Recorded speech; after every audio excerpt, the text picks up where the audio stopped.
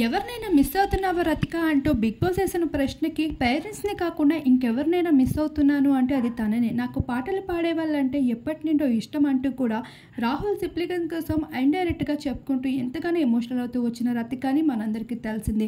అటువంటి Rathika Bigg Boss reality show season 7 weekend అంటూ Nagarjuna stage పైకి వచ్చాక మొదటిగా రతికాని ఆట పట్టేస్తూ కనిపించేశారు. ఏంటి రతిక, నువ్వు ఏమనుకుంటున్నావు? ఎవరైనా గుర్తు చేసుకుంటున్నావా? పక్కన పల్లవి ప్రసాద్ని ఉంచుకొని ఎవరి గురించి ఎందుకు బాధపడుతున్నావు అంటూ తనని ఆట పట్టించేస్తూ కనిపించేశారు. ఇప్పటికే చిలిపి చేష్టలు చేస్తూ హౌస్లో అయితే ప్రసాద్ అలానే గౌతమ్ వీరిద్దరు లవ్ ట్రాక్ని నడుపుతూ విషయం తెలిసిందే. ప్రసాద్ నీకు ఇచ్చిన మొక్కని జాగ్రత్తగా చూసుకోమంటే ఇంకెవరి వైపు జాగ్రత్తగా చూస్తున్నావా అంటూ ప్రసాద్ని ఆట పట్టించేస్తూ కనిపించేశారు. మరొక వైపు తెలుగు రాని వాళ్ళని నేను కౌంట్ చేయను, బిగ్ బాస్ హౌస్లో 13 మంది కంటెస్టెంట్సే ఉన్నారు అంటూ కిరణ్ని కూడా నవ్వుల వర్షం కురిపించారు. రతికాని ఒకవైపు బిగ్ బాస్ ఏడిపించేయగా నాగార్జున సైతం రాహుల్ సిప్లిన్ అయితే గుర్తు చేసేలా చేశారు. ఆ మూమెంట్లో కాస్త రతిక ఎమోషనల్ అయినప్పటికీ వెంటనే యాక్టివ్గా మారిపోయింది. బిగ్ బాస్ కంటెస్టెంట్స్ కలిసిపోవడం జరిగింది.